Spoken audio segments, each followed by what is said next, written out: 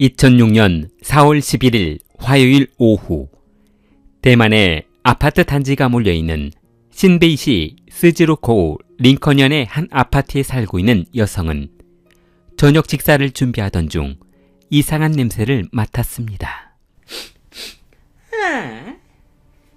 이거 무슨 냄새야? 애 아빠 방귀 냄새 같기도 하고 가스 냄새 같기도 한데. 주방을 둘러보던 그녀는 가스 밸브도 잠겨있고 가스레인지도 켜지지 않았다는 것을 확인하고 안심했습니다. 그러나 아무리 생각해봐도 자신의 집에서 가스 냄새가 나는 것 같지는 않아 화재가 발생한다면 큰 사고로 번질 것 같아 관리실에 전화했습니다. 아저씨, 누가 가스를 틀어놓고 갔는지 집안에 온통 가스 냄새가 진동을 하고 아주 난리가 아니에요. 아무래도 위층이나 옆집 같은데 한번 조사해 주셔야겠어요. 가스 냄새가 난다고요? 아니, 알겠습니다. 관리실 직원은 윗집과 옆집 문을 두드려 집안에 있는 사람을 확인해 본 결과 그녀의 옆집이 인기척이 없다는 것을 확인하고 경찰에 신고했습니다. 그러자 잠시 후 경찰이 도착했고 집안 문을 강제로 열고 들어가 조사하던 경찰은 가스의 질식사에 안방 침대에 사망한 채 누워있는 어머니로 보이는 여성과 작은 방에 사망해 있는 자녀 둘을 확인했습니다. 거실 창문과 방문은 닫혀 있었고 창문이나 현관문이 파손되지 않은 점으로 보아 금품을 노리고 침입한 사람의 흔적은 없는 것 같았습니다. 그리고 집안에 도난당한 물건이 없는 것도 강도가 들어와 일가족을 살해하고 달아나지 않았다는 것을 뒷받침하고 있었습니다. 집안을 유심히 조사하던 경찰은 안방 창틀과 거실의 창틀 틈새를 막은 젖은 수건을 발견하고 아마도 누군가 안에 있는 공기가 밖으로 새어나가지 않도록 고의로 막아놓은 것이라 생각했습니다. 경찰은 사건을 두 가지 상황으로 생각해봤는데, 하나는 여성이 물을 끓이기 위해 가스레인지에 주전자를 올려놓고 그대로 잠이 들어버렸던 것이고, 두 번째는 어머니가 심적인 변화로 가족들을 데리고 어쩔 수 없는 최후의 선택을 했다는 것이었습니다. 경찰은 사망한 여성 타이칭류의 어머니를 찾아갔는데, 실례합니다. 혹시 따님이 얼마 전부터 가정 불안과 심적 불안으로 어려움을 겪고 있지는 않았습니까? 아니, 그게 무슨 말씀이세요? 우리 딸은 절대로 그런 가스 사고로 사망할 아이가 아니에요. 이건 분명 무슨 원한 있는 사건이 틀림없어요. 타이칭류의 어머니는 경찰 조사에서 자신의 딸은 절대로 스스로 그런 선택을 할 사람이 아니라며 철저한 조사를 해줄 것을 요구했습니다. 경찰은 타이칭류와 아이들이 모두 같은 시간에 사망한 반면 남편만 그 자리에 없었다는 것이 이상해 남편 장얼링을 소환했습니다. 그러니까 그날 헐링 씨는 친구들하고 술을 마시고 있었다는 말씀인가요? 네, 사실 저는 와이프하고 성격 차이로 사이가 좋지 않아 별거하고 있습니다. 이혼 소송 중이기도 하고요. 그럼 이혼은 그냥 성격 차이로 진행 중이신 건가요? 아니요. 성격 차이도 문제지만 아내의 과소비도 문제였습니다. 예를 들자면요. 예를 들자면 한 달에 카드 사용 금액이 제가 받는 월급보다 많았습니다. 저희는 매번 대출을 받고 지인들한테 돈을 빌리고 악순환이 반복됐죠. 금전적인 문제가 컸겠네요. 네. 최근에는 주심업체에서 독촉 전화도 오고 너무 힘들었습니다. 그럼 아내분이 스스로 저런 선택을 하실 거라고 예상은 하셨습니까? 아니요. 저는 아내하고 연락을 끊고 산 지 오래입니다. 전혀 모르고 있었습니다. 수사에 협조해 주셔서 감사합니다. 별 말씀을요. 아내가 죽었는데 당연히 도와드려야죠. 조사를 마친 경찰은 타이칭유가 우울증으로 마지막 선택을 한 것이라며 수사를 종결했습니다. 그리고 그녀의 가족에게 수사를 종결한다는 통보를 했습니다. 그러자 타이칭유의 부모는 그동안 딸과 사이의 관계가 아주 좋지 않았다며 딸의 부검을 요청했습니다. 어젯밤 꿈에도 딸이 저를 찾아와서 범인을 잡아달라고 사정했어요. 벌써 이틀째 딸이 꿈에 나타나고 있어요. 제발 억울하게 죽은 제 딸의 소원을 풀어주세요. 부모의 요청으로 사건은 급변하게 되었는데 부검실에서 부검이 시작되자 의사는 타이칭유의 목에서 아주 미세한 목 졸린 흔적이 남아있는 것을 발견했습니다. 그것은 분명 가스로 인한 질식사가 아닌 타사로 누군가 집안에서 가스를 틀어놓은 것으로 생각되었습니다. 그리고 그녀의 혈액에서 의학용 마취 성분인 에테르가 검출되어 수사는 아주 복잡하게 돌아가기 시작했습니다. 에테르란 1844년 미국 코네티켓주의 치과의사가 파티에 초대를 받았는데 그 파티는 웃음가스를 마시고 모두 행복감을 느끼자는 파티였습니다. 그런데 소란스러운 파티에서 한 남성이 다리를 다쳐 피를 흘리는 상처를 입게 되었는데 그는 웃음가스에 중독되어 고통도 잊은 채 시종일관 웃고 있어 웃음가스가 상당한 마취 효과가 있다는 것을 알아내 의학용으로 사용하게 된 계기가 되었습니다. 그 뒤로 수많은 시행착오를 거치며 아산화질소 대신 부작용이 적고 마취하는 데 이질감이 적은 에테르를 사용하게 되었습니다. 경찰은 이런 특수한 의학물질이 그녀의 몸에서 검출되자 어떻게 해서 이런 성분이 그녀와 자녀들의 몸에 들어갈 수 있게 되었는지 궁금했습니다. 만약 그녀가 에테르를 구해서 사용했다면 집안에 흔적이 남아있었을 텐데 집안 어느 곳에서도 에테르를 사용했던 흔적은 남아있지 않았습니다. 혹시나 하는 마음에 집 주위 CCTV를 조사해 보았으나 최근에 남편이 집안에 들어간 흔적은 없었습니다.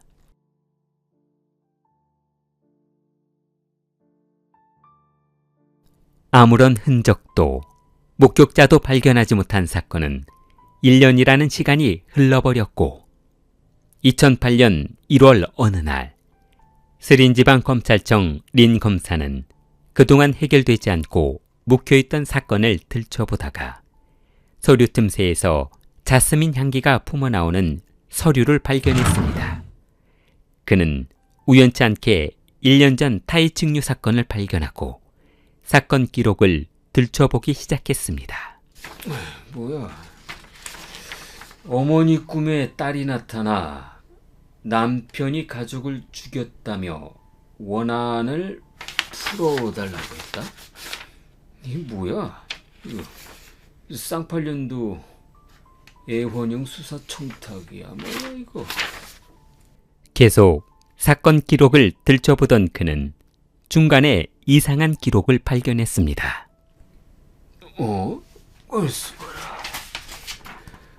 부검 결과 그녀의 몸에서 에테르가 발견됐다고? 부검을 해봤다는 건 부모가 자식이 타살에 대한 확신감이 있었다는 말인데 이건 꿈이 조작된 게 아닌 것 같은데. 검사는 갑자기 상자에 들어있던 서류를 모두 끄집어내 무엇인가를 찾기 시작했습니다. 가만히 있어봐라. 그러면 남편이 아내 보험금과 관련이 있나? 검사는 당시 사망했던 타이치요와 자녀들의 보험 기록을 찾아봤습니다. 그러자 깜짝 놀란 린 검사는 어? 이거 뭐야? 아내하고 자녀들 앞으로 들어놓은 보험이 몇 개야 이거? 하나, 둘, 셋, 넷, 아홉? 이거 문제가 많아 보이는데? 린 검사는 곧바로 그녀와 자녀들의 보험금이 언제, 어디에서 지급되었는지, 그리고 수취인은 누구였는지 알아봤습니다. 자료를 받아든 검사는 깜짝 놀라며 뭐야 이거? 와이프는 관 속에 들어가 있었을 텐데 사망 신고한 지 일주일 만에 보험금을 찾으러 갔다고? 그것도 300만 대만 달러를? 검사는 그때 당시의 상황을 상상해보며 고인의 슬픔을 애도할 시기에 남편이 보험금을 찾아가러 방문했다는 것이 흥미롭게 생각되었습니다. 오호, 이거 봐라. 남편 장엘링이라는 인간 조사 좀 해봐야겠는데? 린 검사는 타이칭 유어머니에게 전화를 걸어 사건을 다시 수사해보고 싶다고 하자 어머니가 검사실로 찾아왔습니다. 그러니까 그게 아이들이 한참 어린 나이였어요. 사위가 갑자기 딸애한테 생활비를 주지 않는다는 거예요. 생활비를 갑자기 끊었다는 말씀인가요? 네. 그래서 딸이 전화가 왔어요. 애들 학원 보내야 하는데 돈이 없어서 못 보내고 있다고요. 그럼 어머니가 따님을 도와주셨나요? 네. 손주 녀석들이 밥도 제대로 못 먹고 있다는데 알미가 보고만 있을 수는 없잖아요. 그러면 사위분은 왜 생활비를 안 주셨던 겁니까? 세상에, 그놈이 어떤 젊은 년하고 바람이 나는 바람에 저 자식을 버리고 그 여자하고 살림을 차렸다고 하더라고요. 사위가 딸을 찾아와서 먼저 이혼도 요구했다고 하더라고요. 같이 살고 있는 젊은 애인이 가서 이혼하고 오라고 시켰다나 뭐라나. 나 참 살다 별꼴을 나봤다니까요. 그래서 따님이 이혼을 동의하신 겁니까? 아니요. 어떤 미친 와이프가 바람난 남편 잘 되라고 이혼에 합의해준답니까? 절대 안 해준다고 했죠. 애들 양육 문제도 그렇고 절대로 안 해줬죠. 아, 그래서 한동안 두 분이 별거를 하셨다고 했군요. 네. 애들 양육권하고 집 소유권 문제로 합의하지 못했으니까요. 이혼 합의를 안 해줬더니 타이칭 유차를 아주 박살을 내고 난리를 피워서 경찰이 출동하고 난리도 아니었어요. 그럼 당시 이웃 주민들도 그 상황을 많이들 보셨겠네요. 그럼요. 그럼 저희가 현장에 출동을 해서 이웃 주민들과 대화를 좀 나눠봐도 되겠습니까? 검사는 신속하게 특별수사팀을 만들어 소란스러웠던 당시 상황이 있었다는 주민들을 만나보기로 했습니다.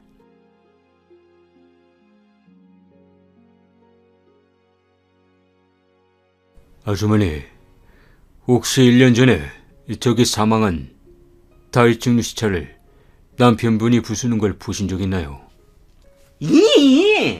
봤다마다 아주 그냥 난리도 아니었지. 폭탄 터지는 줄 알았다니까. 가족들 사이가 아주 안 좋았나 봅니다. 검사님은 증거가 될 만한 걸 찾아보라고 하셨는데 그 살해당한 흔적도 없고 이거 아주 힘드네요. 아파트에 별일은 없으셨죠? 별일 있지 왜 없어. 뭐가요? 아니 글쎄, 내가 힘들어서 우리 강아지 루비를 산책을 못 시킬 때는 어쩔 수 없이 그냥 옥상에 올라가서 한없이 뛰어놀게 하거든. 네, 그런데요.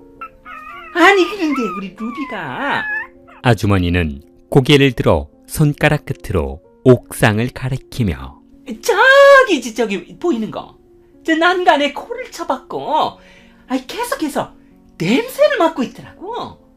그래서 위험하니까 루비야 했더니 옥상 한쪽 구석으로 달려가서 발로 막 긁고 난리도 아니었다고. 시멘트 바닥을 긁어요. 그래서 쫓아가 봤더니 글쎄 그 구석에 검은색 가방이 하나 처박혀 있더라고. 루비가 그날 가방 냄새를 맡은 뒤로 하루 종일 얼마나 웃어대나 아주 미치는 줄 알았다니까. 아주머니 감사합니다. 그런데 지금 올라가도 문이 열려 있을까요? 이 옥상은 24시간 열어놓으니까 지금도 열려있을 거예요. 옥상에 올라간 조사관은 T자형 배관이 솟아있는 점으로 보아 누군가 그곳에 로프를 걸어놓고 아래층으로 내려갈 수 있겠다는 생각이 들었습니다. 검사님, 옥상의 CCTV를 조사해보았더니 사건 당일 어떤 남성이 안전모를 착용하고 두건 같은 것을 몸에 두른 채 옥상문을 열고 나가는 장면이 찍혀 있었습니다. 사건 기록에는 그런 내용이 없던데요. 그때는 아마 수사 범위 밖에 있었던 것 같았습니다. 그럼 그 사람 신원도 확인했습니까? 제가 누굽니까? 다 조사해놨죠.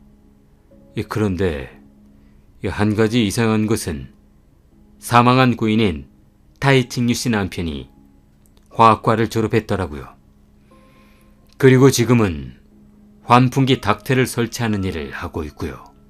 경찰은 사건 당일 영상을 확보하고 남편 장엘링의 키와 인상차기가 비슷하다는 것을 알아내고 그를 소환하기로 했습니다. 그러나 헬링은 얼마 전 일 때문에 중국으로 들어가 있는 상태였고 그와 연락을 할 수 없었습니다. 경찰은 그가 보험금을 모두 찾아갔는지 아직도 은행에 잔고가 남아있는지 조사해봤습니다. 얼마 후 경찰은 놀라운 사실을 알아냈는데 네, 저희는 규정상 그렇습니다. 그럼 장일링 씨가 아직 돈을 찾아가지 않았다는 말씀인가요? 네, 아직 수사 판결이 나온 것도 아니고 보험금도 워낙 많아 조사할 게 많아 그런 것 같습니다. 규정상 사망보험금은 수익자가 신청한 시점으로부터 2년의 유예기간을 두고 조사를 마친 뒤 지급하고 있습니다. 그럼 그 사람 연락처는 가지고 있습니까? 조사관은 개인정보를 사용할 수 없어 보험사 직원에게 보험금을 곧 지급할 테니 방문해달라는 메시지를 보내달라고 했으나 헬링은 전혀 반응을 하지 않았습니다. 경찰은 헬링의 동생을 찾아가 보험금을 받아가려면 본인이 와서 서명해야 한다며 설득을 했고 연락을 받은 그는 2008년 6월 19일에 대만에 귀국했습니다. 대만에 들어오자마자 구속된 헬링은 경찰의 취조에 시종일관 모르는 일이라며 범행을 부인했습니다.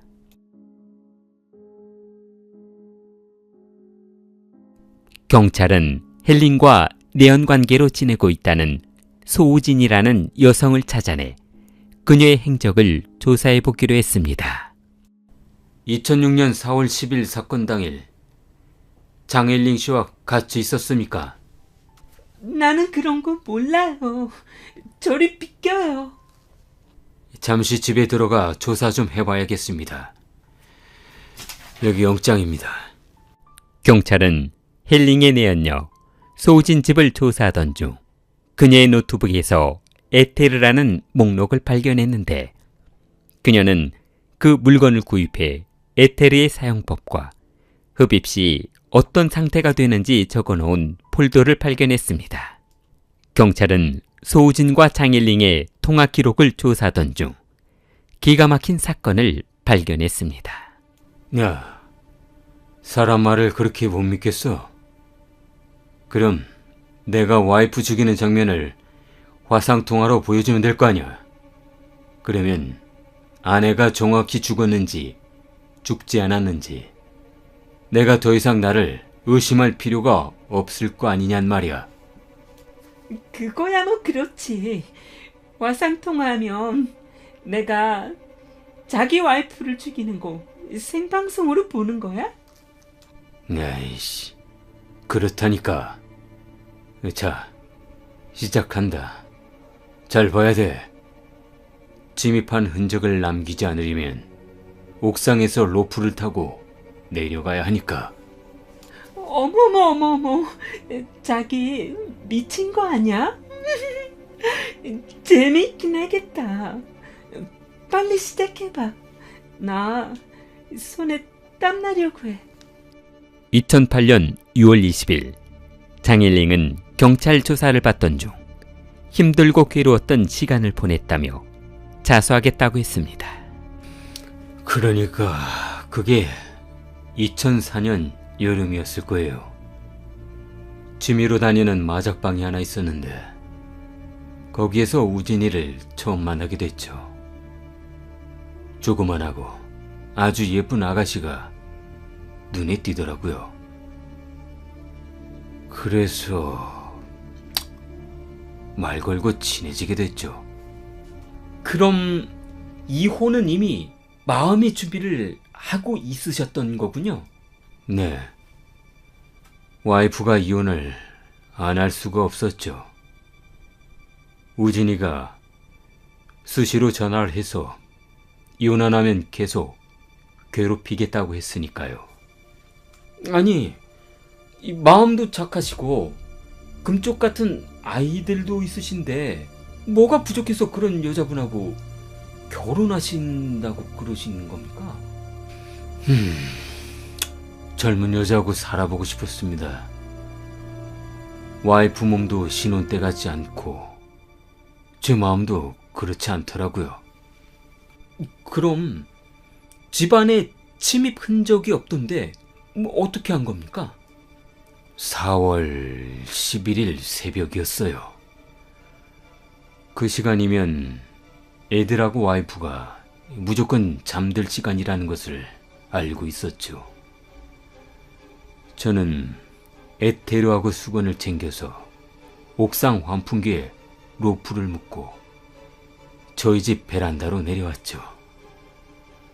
그리고 가장 먼저 안방으로 들어가 에테르를 묻힌 수건을 들고 와이프 얼굴을 덮어버렸습니다. 그리고 천천히 목을 조였죠. 그런데 일을 마치고 다시 로프를 타고 올라오려고 거실로 나왔는데 큰딸이 부스럭거리는 소리에 잠에 썩겠다며 나오는 겁니다. 그래서요. 설마 어쩔 수 없이 큰딸이 작은 방에 들어가고 난 뒤 이 잠시 후 작은 방에 들어가 일을 마쳤습니다. 흔적을 남기지 않으려면 어쩔 수 없었습니다. 일을 마친 헬링은 계획이 틀어지자 그동안 와이프가 생활고로 수차례 자신에게 전화했던 생각이 떠올라 주전자를 가스레인지 위에 올려놓고 일부러 가스를 틀어놓았습니다. 가스에 질식해 사망한 것으로 위장하기 위한 방법이었습니다. 가족을 몰살하는데 성공한 헬링은 로프를 타고 다시 옥상으로 올라가 흔적을 없애고 급한 대로 검은 가방에 로프와 수건들을 담아 숨겨두었습니다. 그리고 애인집으로 돌아와 축하주를 마셨습니다.